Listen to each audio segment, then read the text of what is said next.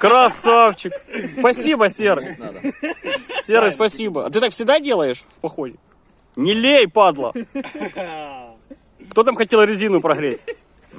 Где он? Сер, ты хотел прогреть? Да. Прогреешь резину? Сейчас будет призрачный велосипед. Фу, воняет. Каким-то графитом воняет. Заводами. Ты что, это авиационный спирт тягаешь? Реактивный.